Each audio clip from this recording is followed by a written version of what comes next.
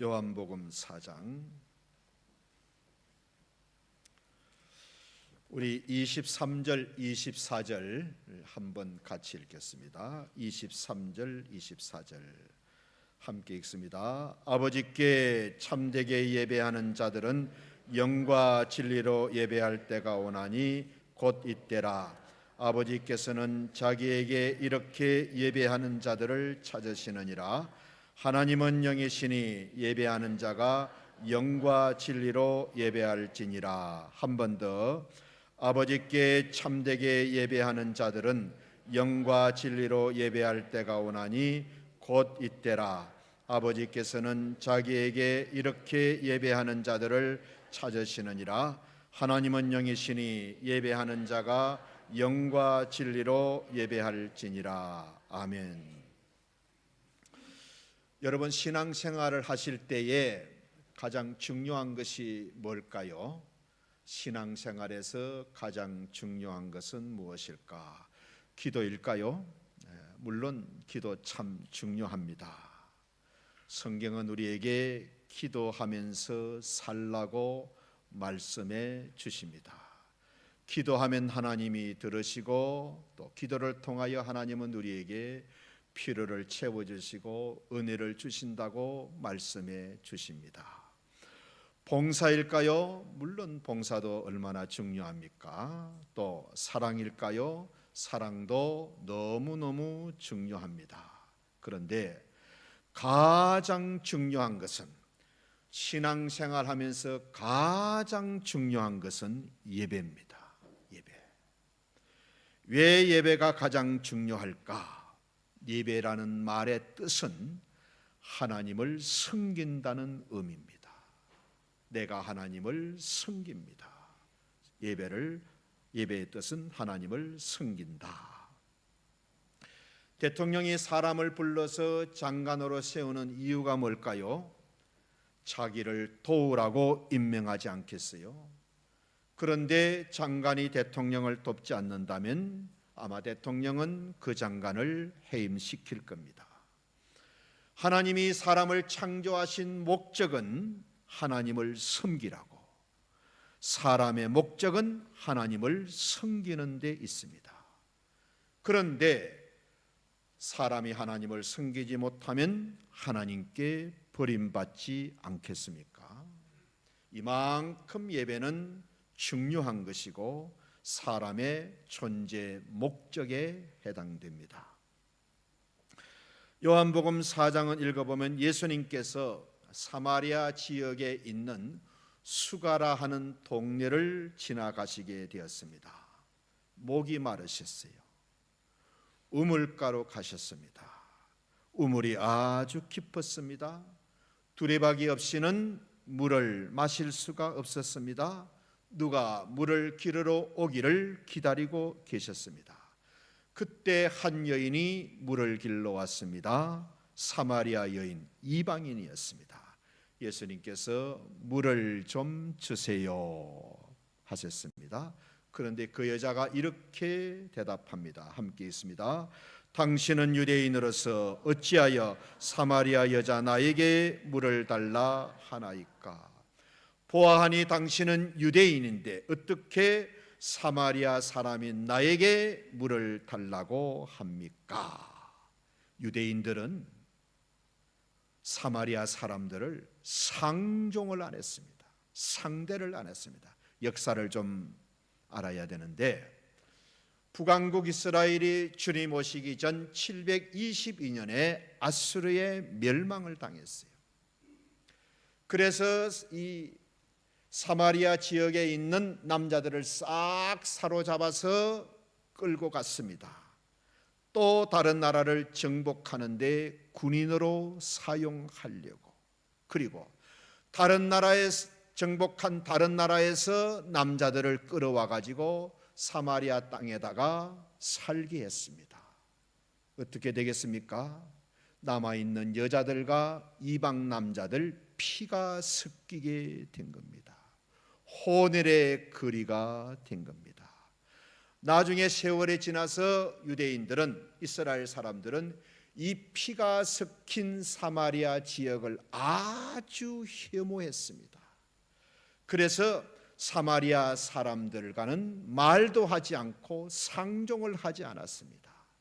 이스라엘 역사를 보면 이 사마리아는 꼭 우리나라의 대전 지방처럼 국토의 가운데 중앙에 있습니다. 남쪽에서 북쪽으로 가고 북쪽에서 남쪽으로 가려 그러면 사마리아 땅을 통과해야 되는데 삥 둘러가고 삥 둘러서 내려. 왜? 사마리아 땅을 밟기 싫어서, 사마리아 사람들 만날까 봐, 사마리아 사람들을 상종하기 싫어서.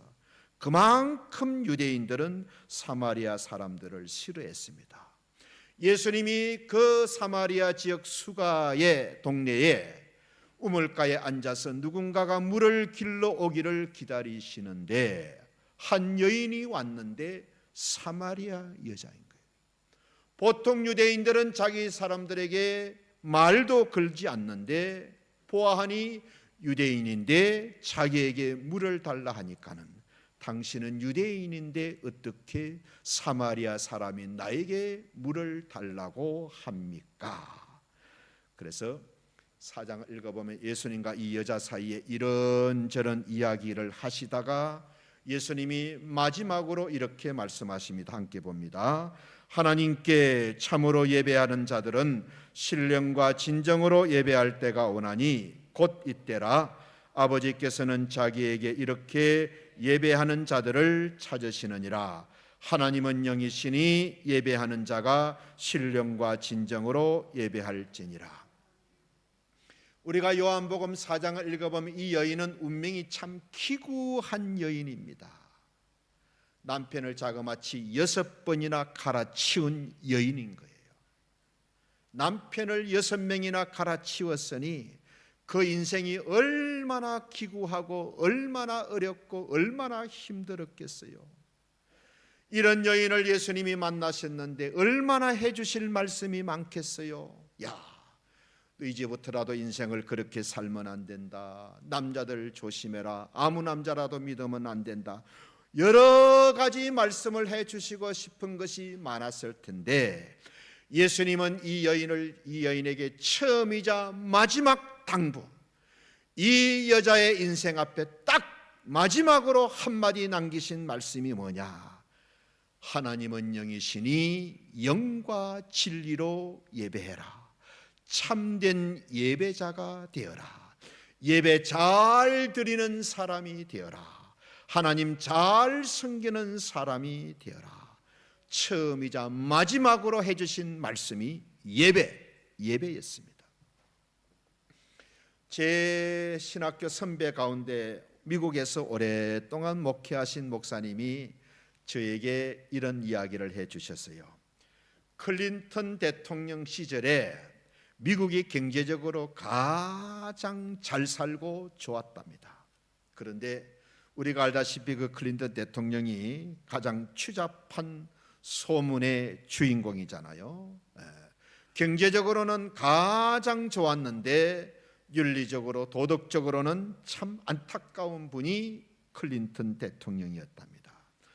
자, 이런 부끄러운 모습이 있는데도 하나님께서는 클린턴 대통령을 축복하셨다는 것. 이유는 클린턴 대통령이 예배를 아주 귀중하게 여겼답니다. 그래서 하나님이 미국과 또 대통령을 축복하셨다는 말들을 목사님들이 하신다 그래요. 한 번은 이런 일이 있다 그래요. 뉴욕에 눈이 한 3m 정도 온 거예요. 웬만한 집은 다 그냥 눈 속에 파묻혀 버렸어요. 걱정이 되어 가지고 주정부에서 방송을 한 거예요. 내일 아침에는 아무도 바깥 출입하면 안 됩니다. TV에서 방송이 나온 거예요. 절대 움직이면 안 됩니다. 나왔다가는 눈 속에 파묻혀 가지고 찾을 수가 없고 결국은 동사하게 됩니다. 이게 토요일 날 저녁에 다 방송을 통해서 내일 아침은 움직이면 안 된다고, 주일 아침에는 아무도 집 밖에 나오지 말라고 방송한 거예요. 사람들이 이제 집에서 예배를 드리게 된 거예요. 안방에서. 그런데 이 클린턴 대통령이 그 근처에 이 교회 저 교회로 전화를 하면서 예배 드리는 교회를 찾았다는 거예요. 그때 워싱턴에 조그마한 감리교회가 있었는데 마침 전화를 거니까 이 목사님이 목사님 사택과 교회가 붙어 있어 가지고 우리 교회는 내일 아침 나 혼자라도 예배를 드릴 겁니다. 이렇게 대답을 한 거예요. 주일 아침에 목사님이 예배를 드리러 나가 보니까는 그 많은 눈을 헤치고 클린턴 대통령이 예배 드리려고 딱 나와 앉아 있더라는 거예요. 이런 소문이 이제 목사님들 모임을 통해서 자꾸 커뮤니티를 통해서 전해지고 전해져 가지고 예배를 중요하게 여기는 모습을 보고 하나님이 미국을 축복하셨다는 이런 소문이 있다고 선배 목사님이 저에게 말씀해 주신 것을 들은 적이 있습니다. 여러분, 하나님은 예배를 잘 드리는 국가, 예배를 잘 드리는 개인, 예배를 잘 드리는 교회를 축복하십니다. 그런데 한국 교회가 예배가 너무 망가졌어요. 나를 죽여서 제물로 드리는 시간이 아니고 땜빵으로 예배를 드리는 사람들이 참 많아졌습니다. 예배가 1시간 넘어가면 야단입니다. 연속극도 길어야 좋고 드라마도 길어야 좋고 야구 중계도 길어야 좋고 축구 경기도 그냥 한 2시간 3시간 중계했으면 좋겠는데 다 길어야 좋은데 딱 예배만 빨리 끝나야 되는 거예요. 땜빵으로 후딱 해치우는 거예요. 가인보다 더 못한 예배자들이 얼마나 많은지 모릅니다. 우리 주님의 교회가 지향하는 첫 번째 가치, 철학은 뭐냐? 예배하는 공동체. 예배 공동체. 교회가 존재하는 목적이 예배 드리는 데 있기 때문에 쉐마관을 지은 목적도 우리의 아이들이 하나님께 잘 예배 드리도록 하기 위해서, 전도하고 선교하는 목적도 모든 사람들이 하나님을 예배하는 사람으로 만들기 위해서, 주차장에서 봉사하고 주방에서 봉사하고 교회 입구에서 봉사하는 것도 교회 오시는 분들이 예배를 잘 드리도록 하기 위해서, 하나님이 우리를 지으신 목적이 예배를 받으시기 위해서, 영광을 받으시기 위해서입니다. 여러분 꼭 기억하세요. 예배는 우리가 생각하는 것보다 하나님이 훨씬 더 귀하게 보십니다. 저와 여러분이 예배를 생각하는 것보다 하나님은 예배를 훨씬 더 중요하게 크게 생각하십니다. 성경을 쭉 읽어보면 예배는요 그야말로 축복의 문을 여는 겁니다. 이스라엘 백성들은 전쟁에 나갈 때 항상 하나님께 제사를 드리고 예배를 드리면서 하나님의 뜻을 물었습니다. 하나님이 그 예배를 받으시고 내가 너희 원수들을 너희 손에 붙이겠다 그러면 틀림없이 나가서 백전백승했습니다. 예배는 고통을 끝내는 능력이고 모든 불행의 마침표를 찍는 하나님의 정말 크신 은혜입니다. 욥기서를 보면 욥이 고난을 당했을 때 엘리바스, 빌닷, 소발 세 친구들이 찾아와 가지고 오랫동안 이야기를 나눕니다. 얼마나 말을 잘하는지 나중에 한참 읽다가 보면 누구 말이 맞는지 헷갈립니다. 그만큼 이 유대인들이 말을 잘합니다. 하나님께서 욥의 세 친구들에게 너희가 재물을 가지고 너희 친구 욥에게 가서 너희를 위하여 번제를 드리라. 그때 욥이 너희들을 위하여 기도할 터인데 내가 그때 그 기도를 듣고 응답해 줄 것이다. 너희들은 재물을 가지고 너희 친구 욥에게 가서 너희를 위하여 번제를 들어라. 내 종 욥이 너희를 위하여 기도할 터인데 내가 그 기도를 듣고 응답해 줄 것이다.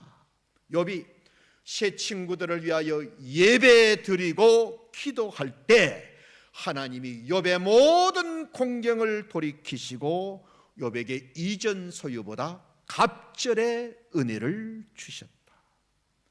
욥의 그 지긋지긋한 고난이 언제 끝나느냐?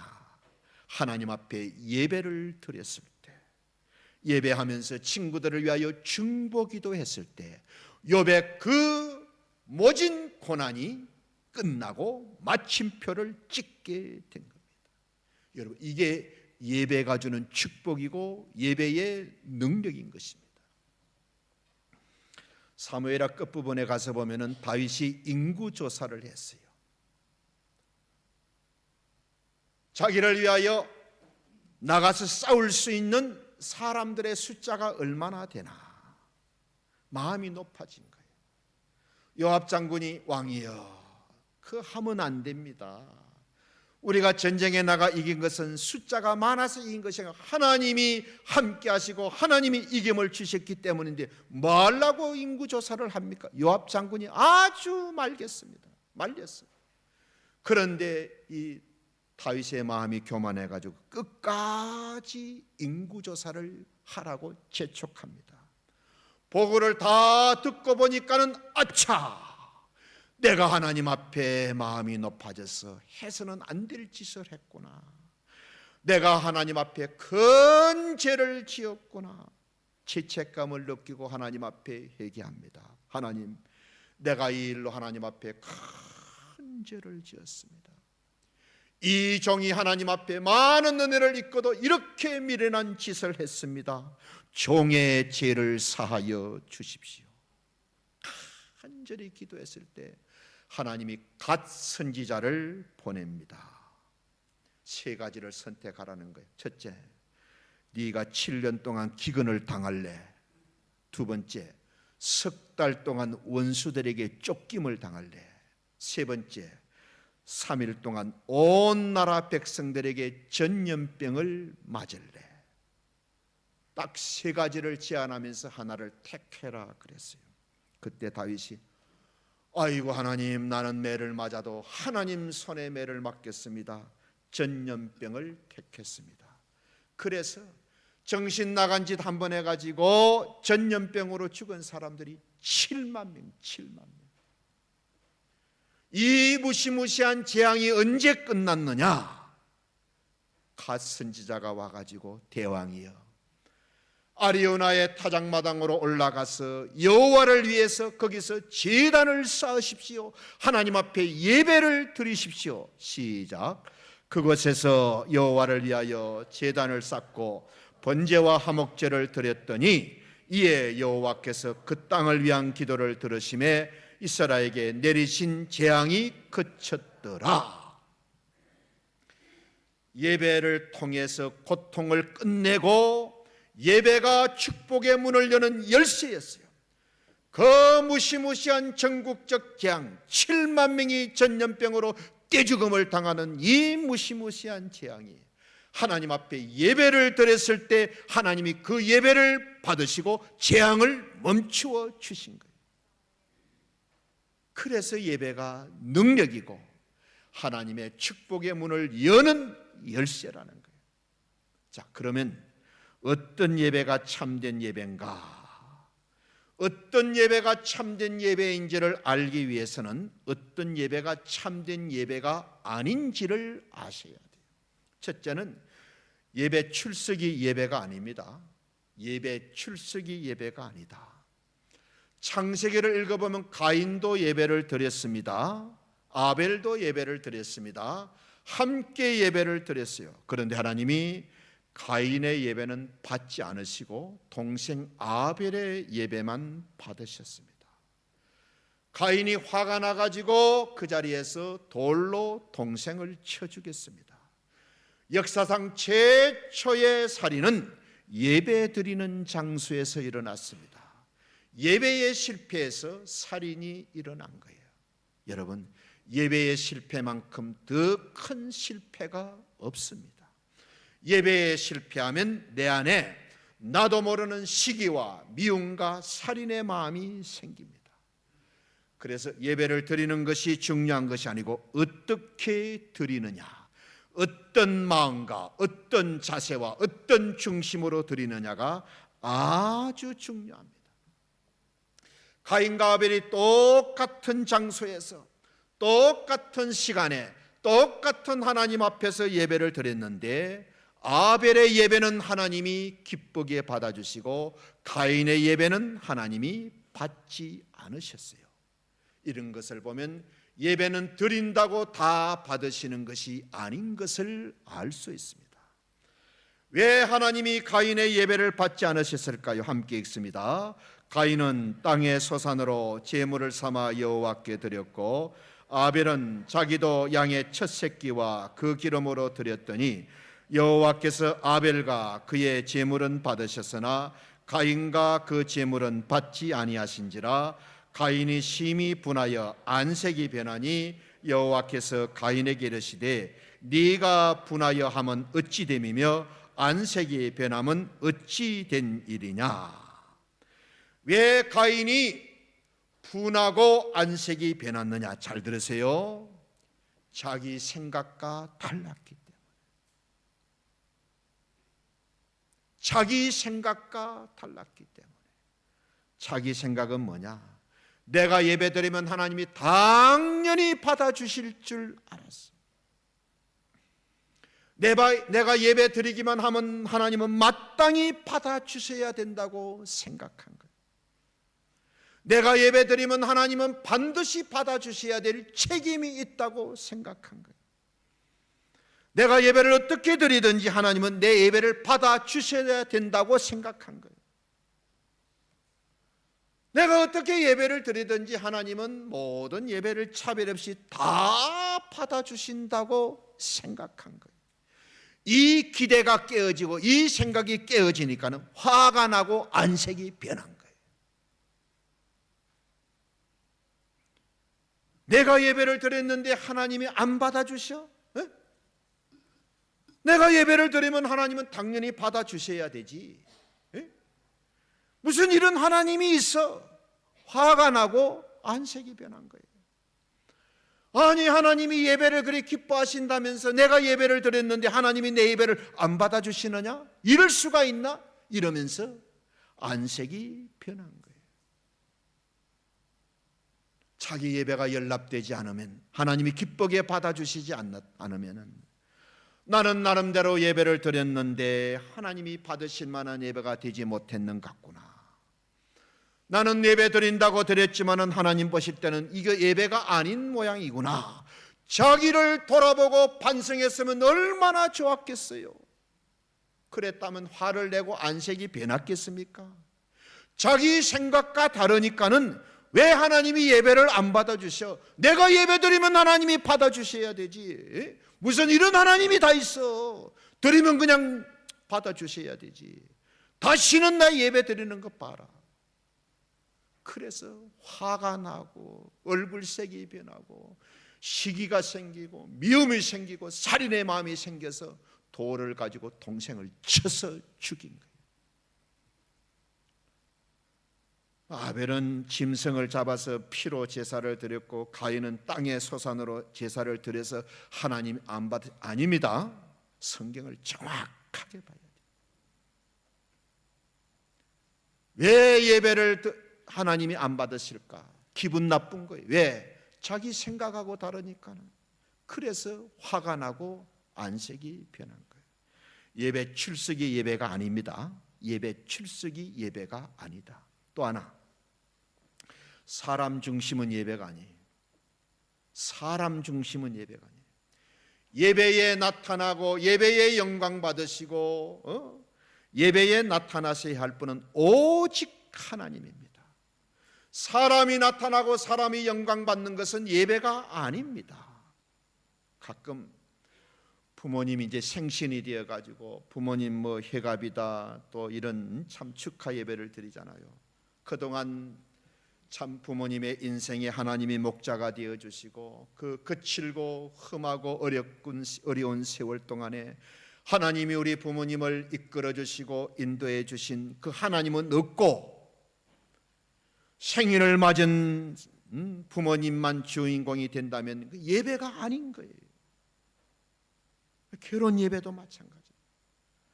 자녀가 태어나고 자라고 성장시켜 주시고 가정을 이루게 하신 하나님은 온데간데 없고 세상적인 자랑이나 하고 사람만 드러난다면 그 예배가 아닌 거예요. 그거.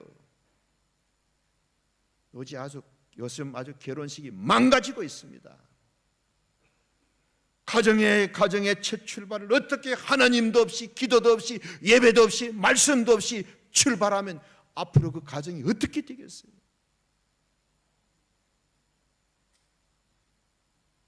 사람이 주인공 되는 예배는 예배가 아닌 거예요. 어떤 목사님 책에서 제가 읽은 이야기인데 주일날 한 번도 빠지지 않는 근사님이 계셨는데 어느 주일날 근사님이 안 보이는 거예요. 목사님 마음이 아이고 우리 근사님 가정에 무슨 어려운 일이 있었나. 근사님 불러서 물어봤다 그래. 근사님 지난주일 어디 가셨어요?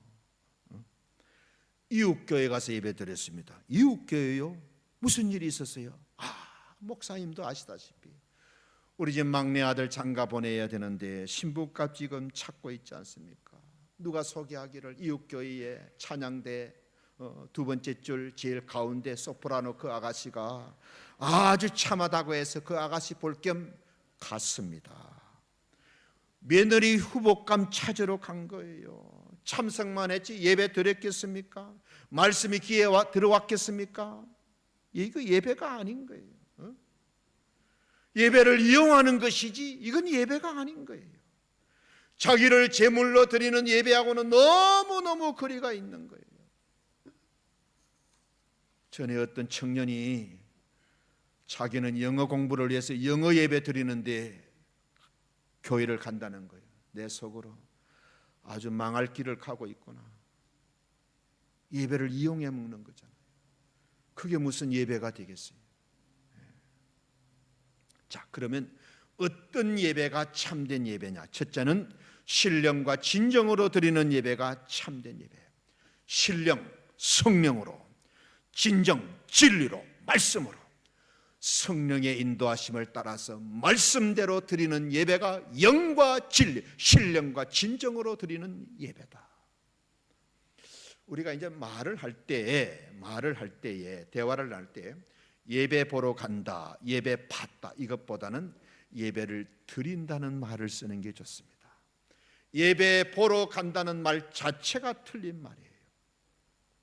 어떤 자매님이 이 말씀을 듣고 자기 교회 목사님하고 상담을 한 거예요. 목사님, 저는 예배를 드려야 되는데 교회 와서 예배를 드리면은 자꾸 뭐가 보입니다. 목사님도 보이고 찬양대도 보이고 꽃꽂이한 것도 보이고 기도하는 집사님도 보이고 어떻게 하면 예배를 보지 않고 드릴 수가 있겠습니까?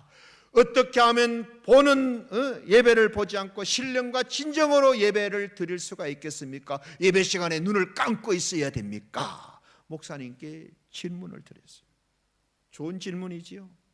이 질문에 대해서 한국교회 목사님들에게 많은 영향을 끼쳤던 존 메가드 목사님이 명쾌한 대답을 주셨는데 제가 그 목사님이 주신 대답을 성도님들에게 그대로 말씀을 드리고 싶습니다. 존 메가드 목사님은 예배를 보는 것과 예배를 드리는 것을 관객과 배우의 비유를 통해서 보는 자와 드리는 자를 구분합니다. 관객은 연극을 보는 사람이에요. 배우는 연극을 하는, 연극을 드리는 자입니다. 우리는 예배에서 배우처럼 드리는 자가 돼야 돼요. 연극에서 관객처럼 보면 안 되고 배우처럼 예배를 드려야 되는 겁니다. 우리는 드리는 자고 하나님은 보시는 분이시죠. 자, 그러면 배우가 가져야 될 자세는 뭔가 몇 가지 말씀드립니다. 첫째, 배우는요 늦지 않습니다. 배우가 연극보다 늦게 오는 이런 법은 없어요. 배우가 늦으면 연극이 되지 않습니다. 신령과 진정으로 드리는 예배가 안 된다는 거예요. 우리 교회 어떤 성도님이 한국 가가지고 저 분당에 있는 분당 우리 교회 이찬수 목사님이라고 젊은 목사님이 계시는데, 제가 볼 때는 정말 하나님의 말씀을 타협하지 않고 말씀 그대로 전하는 몇몇 안 되는 목사님 가운데 한 분이십니다. 그래서 그 교회 가서 예배를 드리려고 갔는데 자기 딱 1분 늦었대. 처음 그 교회 가서 예배를 드려보려고 물어서 갔는데 딱 1분 늦었대. 1분 늦었는데 예배 문은 딱 닫혀 있대. 그래서 내가 오늘 처음 예배를 드리러 왔고, 그래서 문을 좀 열어달라 그러니까 우리 교회는 시간 되면 문 닫깁니다. 그래서 예배 드리는 그 시간 내내 밖에서 기다렸대. 그 다음 또 1시간 기다렸다가 그 다음 부 예배를 드렸다는 이야기를 들었습니다. 1분 때문에 2시간 기다렸다는 거예요. 여러분, 비행기도 제 시간에 출발합니다. KTX도 제 시간에 출발합니다. 극장도 제 시간 되면 시작하고요. 은행도 제 시간 되면 문 열고 닫습니다. 얼마나 시간을 잘 지키는지 모릅니다. 지각해도 제일 마음 편한 것이 어디입니까? 교회 예배. 지각해도 하나도 안 미안한 것이 어디입니까? 예배. 왜? 쓰다가 남는 시간을 버리는 마음으로 드리기 때문에. 하나님, 내가 늦든 말든 그래도 안 오는 것보다는 낫지 않습니까? 3분 5분 늦은 것 가지고 너무 그러지 마세요. 자꾸 그러면 다음 주에 안 옵니다. 여러분, 예배가 이렇게 천박해졌어요. 여러분, 예배를 이렇게 드리면 되겠어요? 우리가 하나님을 이렇게 섬기면 되겠어요? 네? 배우는 늦지 않고, 두 번째 배우는요, 일찍 가지 않습니다. 연극도 안 끝났는데 배우가 가버리는 거, 이런 것 없어요. 여러분, 배우는 연극이 다 끝난 후에 돌아갑니다. 배우가 먼저 가버리면 연극이 어떻게 됩니까? 먼저 가면 안 돼요. 예배 마치고 다 축도 받고 성도들과 인사하고 교제하고 그렇게 돌아갔어요. 우리가 다 하나님을 아버지로 모시고 우리는 다 하나님의 아들, 딸, 자녀 되었는데 형제간끼리 주일날 모여서 인사도 하고 대화도 하고 그러고 가야지. 인사도 안 하고 휙 가버리면 되겠어요? 아버지의 마음이, 하나님의 마음이 얼마나 안타깝겠어요? 여러분, 부모의 마음이 제일 안타까울 때가 언제인 줄 아십니까? 자식끼리 말 안 듣고 말 안 하고 등 돌리고 살 때 부모의 마음은 갈기갈기 찢어지는 거예요. 우리가 다 하나님의 자녀고 하나님의 아들과 딸인데 인사도 안 하고 먼저 휙 가버리고 그리하지 마시기를 바랍니다. 세 번째, 배우는 졸지 않습니다. 연극을 하는데 배우가 끄뻑끄뻑 존다든지 입을 허 벌린다든지 그러면 안 됩니다. 관객은 졸아도 별 표시가 안 나는데 배우가 졸면 연극이 안 됩니다. 배우가 졸면서 연극하는 거 봤습니까? 없습니다. 예배 시간에 조는 사람은 예배를 드리는 사람이 아니고 예배를 보는 사람. 그리고 한번 생각해 보세요. 내가 졸면서 예배 드리면 하나님이 받으시겠는가? 내가 이런 마음 가지고 예배 드리는데 하나님이 받으시겠는가? 내가 하나님이라면 나 같은 예배자를 받으시겠는가? 한번 생각을 해보시기를 바랍니다. 네 번째, 배우는 연극의 내용을 정확히 알고 있어야 돼요. 대사를 거의 다 암기합니다. 그리고 연극의 줄거리 흐름을 정확하게 알고 있습니다. 관객은요, 그 대사 몇 마디 안 들어도 괜찮습니다. 못 들어도 괜찮아요. 예배를 드리는 사람은 이 설교 내용을 정확하게 알아야 됩니다. 집에 가가지고 예배 참석하지 못한 사람에게 설교 내용을 그대로 전달할 수 있도록. 오늘 내가 하나님의 말씀을 들었는데 신앙생활에서 가장 중요한 것이 예배라고 말씀해 주셨다. 예배는 정말로 닫힌 문을 여는 축복의 열쇠와 같은 거라고 말씀하셨고, 예배가 어떤 예배를 하나님께 받으시느냐, 참된 예배가 아닌 것은 이런 것이고 어떻게 하는 것은 참된 예배냐, 보는 것이 아니고 드리는 것이다. 배우처럼 예배를 드려야 된다. 배우는 어떤 자세를 가지는가, 하나 둘 셋 넷 이야기를 해 주셔야 돼요. 연극의 내용을 정확히 알고 있어야 이것이 좋은 배우다.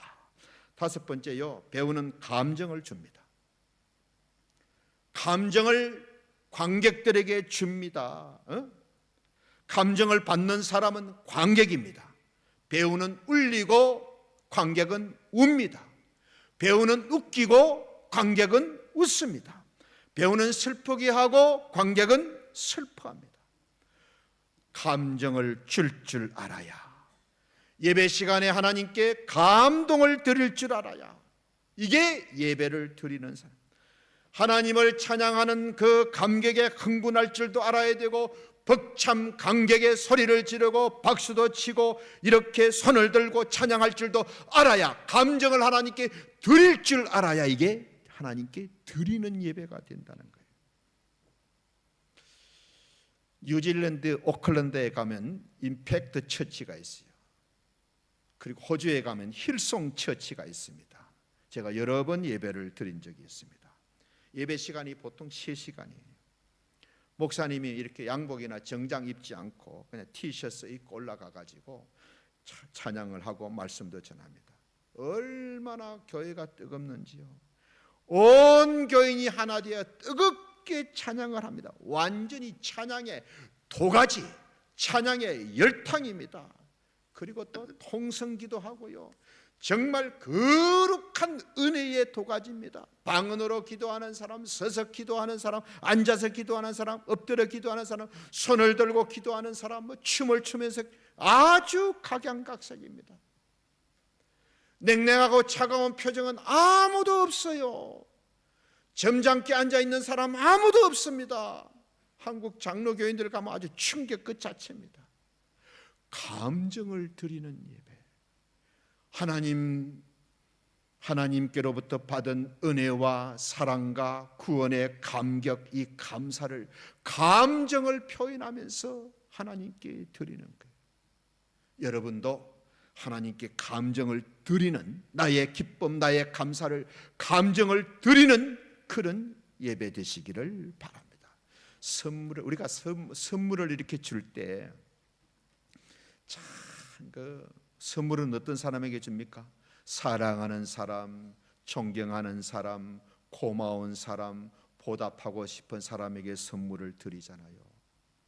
그런데 선물을 드릴 때 다 표정을 밝게 짓고 감사하는 마음을 가지고 선물을 드리잖아요. 뜰뜨름한 마음으로, 못마땅한 마음으로, 저녁 굶은 시어머니의 마음으로, 빚받으러 온 사람 대하는 그런 심령으로 여러분 드려보세요. 마찬가지로 우리의 예배도 참 감정을 드리는 예배가 되었으면 좋겠어요. 그 다음에 배우는 아무렇게나 옷을 입지 않습니다. 배우의 옷을 입어요. 그렇죠. 자기 역할에 맞는 옷을 입습니다. 비싼 옷을 입으라는 것이 아니고 단정하고 깨끗하게 입으셔야 좋습니다. 중요한 사람 만나러 간다면 여러분 딱 우리가 옷에 좀 신경을 쓰잖아요. 하나님 만나러 나오실 때도 여러분 참 이렇게 깨끗하고 단정하게 입고 오시면 좋겠습니다. 7번째, 배우는 관객을 기쁘게 하는데 모든 걸 집중합니다. 우리는 하나님을 기쁘시게 하는데 모든 걸 집중해야 돼요. 그렇죠? 찬양이든 기도든 설교든 강구든 뭐든지 하나님께 집중하고 하나님을 높이고 하나님의 은혜를 감사하는 그런 참된 예배자가 되었으면 좋겠습니다. 한국교회 성도님들은 예배를 드리러 오면서 언어가 좀 바뀌어야 돼요. 오늘 하나님께 예배 드리러 가자 이렇게 말해야 돼. 오늘 은혜 받으러 가자. 오늘 하나님께 참되게 예배 드리러 가자. 예배 드리러 가자 이래야 돼. 오늘 은혜 받으러 가자. 드리려고가 아니고 받으려고 오는 거예요. 하나님 중심이 아니고 내 중심이에요. 이제부터는 하나님께 예배를 드리러 온다는 마음을 가지시기를 바랍니다. 함께 읽습니다. 배우 같은 예배는 드리는 예배이고 관객 같은 예배는 보는 예배입니다. 배우는 어떤 마음을 가져야 되는가? 늦지 않고 일찍 가지 않고 졸지 않고 내용을 잘 파악하고 감정을 드리고 아무렇게나 옷 입지 않고 관객을 만족시키는데 모든 것을 집중한다. 우리 모두 참된 예배자가 되어서 하나님께 다 연락을 받으시고, 우리가 행여나 어려운 일을 당하고 위기를 만났을 때 하나님께 참된 예배자 되어서 어려운 모든 문제에 마침표를 찍고 축복의 문을 여시는 복된 성도님들이 다 되시기를 주의 이름으로 축원합니다. 아멘. 아버지 하나님, 더 좋은 예배자가 되고 싶습니다. 영과 진리로 예배하는 참된 예배자가 되고 싶습니다. 하나님이 기쁘게 받아주시는 예배자 되게 하여 주옵소서. 우리 모든 성도님들 예배에 성공하는 사람들이 되기를 원합니다. 예배에 성공함으로 인생에 승리하는 복된 성도님들 다 되게 하여 주옵소서. 예수님 이름으로 기도드립니다. 아멘.